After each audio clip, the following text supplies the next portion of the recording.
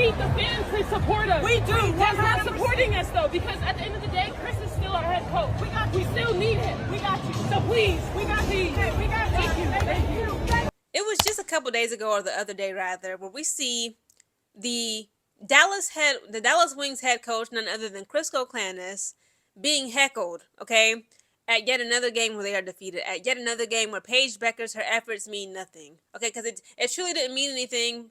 When I say that, I mean like the game was lost. No matter what Paige Beckers does, she doesn't do whatever. She can put up 100 points, 1,000 points. They can't close out games. Everybody who got sense have been saying the same thing. We have been criticizing Chris Koklanis, for months. Okay, since he made it as the head coach of this organization of the Dallas Wings.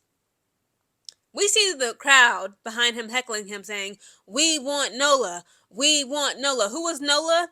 Nola Henry is the assistant coach to Chris Koklanis. Chris Koklanis, rather, is the head coach. Nola Henry is his assistant coach. The people are fed up with him, okay? They fed up. Like R. Kelly, like that song, "When a Woman's Fed Up." There ain't nothing you can do about it. People are heckling him. And we see Myisha Hines-Allen actually stand up for this man. She's like, "Listen, I understand all that." Like, she's talking to the crowd, trying to tell them to stop. She's like, "Listen, we can hear y'all from our bench. Y'all been yelling this all game long. Like, y'all need to stop. It's not okay. It's unprofessional." And like a lot of people, the fans are like, "Guys, I understand we are frustrated with Chris." Okay, because I'm frustrated with Chris. But think about the weird position you're putting Nola Henry in.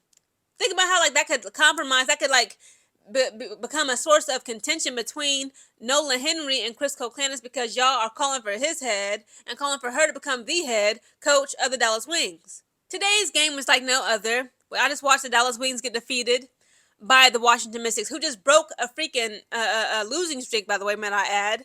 I thought that the Dallas Wings had it in the bag because they had dominated the Washington Mystics overall in the first half of this game. But in true Dallas Wings fashion, in true Chris Koklanis fashion, they cannot close game. After that third quarter, they begin to hit a steep decline. After that third quarter, we saw the Dallas Wings just lose it. Okay, like they always seem to do. It's almost like a special skill at this point. I'm so glad DeJounte was able to get away from this team. Melissa Smith was able to get away from this team. I can't wait till the day Paige Beckers can finally say she is free from the clutches of Kurt Miller, Chris Koklanis, and the Dallas Wings organization as a whole.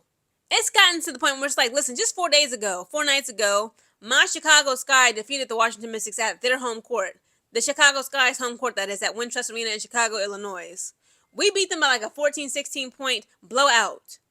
The Skyscrapers without Angel Reese.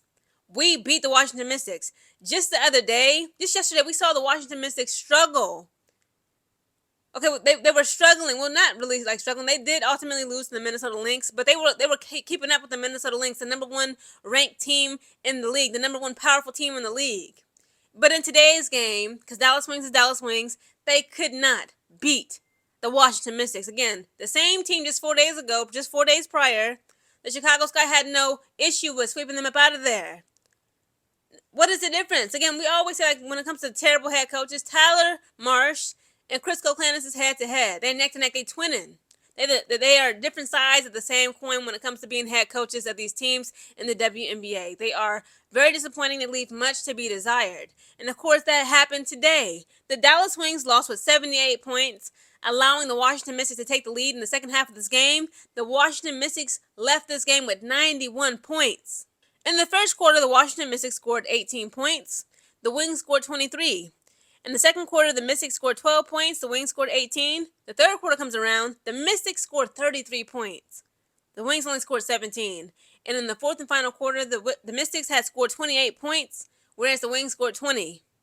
Let's start with the Washington Mystics first. Kiki Finn was the leading scorer in tonight's game for both teams. She put up 23 points, a whopping 23 points, 1 assist, 10 rebounds. Stephanie Dawson, she's getting better. They must have threatened her life, threatened her job. I don't know what it is. Stephanie Dawson had 14 points, 3 assists, 4 rebounds.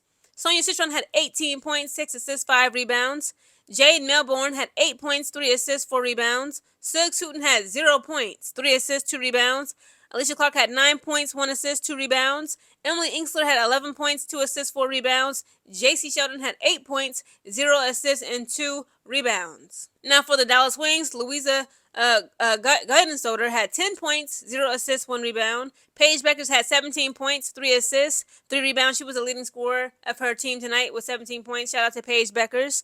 Arika Ngumbawale had 12 points, 2 assists, 0 rebounds. Haley Jones had 11 points, 1 assist, 4 rebounds. Grace Berger had 0 points, 2 assists, 1 rebound.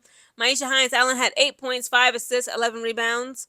Maddie Seegers had 9 points, 2 assists, 3 rebounds. Lee Rue had 0 points, 2 assists, 0 rebounds. Isaiah James had 2 points, 0 assists, 2 rebounds. And JJ Quinterly had 9 points, 0 assists, and 1 rebound. I don't foresee, I do not predict that Chris Coclanis can stay in this league for long. He has left much to be desired. I can't even really recall how many timeouts was given from him in this game that just ended, okay, with the freaking Dallas Wings blowing a pretty good lead. They had a healthy lead over the Washington Mystics in the first half of this game, and they just let it slip away. They always do. They always do this in the third and fourth quarter. And again, I understand, like, as a fan, I'm still a fan of the Dallas Wings, even though, like, the team is a hot mess. I still want to root for Paige Beckers and the rest of the ladies of the Dallas Wings. It's not their fault that they are under terrible leadership, just like my Chicago Sky is. But I can't lie, I do agree. I don't agree with the method. Again, chanting, we want Nola is not going to cut it, okay? They need to actually start writing letters. Start writing handwritten letters to Kurt Millard, being the general manager, because he is the one who chose Chris Coclanis to lead this team. And he's leading this team to hell. Guys, comment down below. Guys, listen, let me just kick you off with some facts. Nola Henry was the head coach of Team Rose. Team Rose being from Unrivaled, Nafisa Collier and Brianna Stewart's league, okay? Shout out to Angel Reese. She was on Team Rose. They were the first team to win a championship, and they were coached by none other than Miss Nola Henry. I think Nola Henry should become the head coach of the Dallas Wings.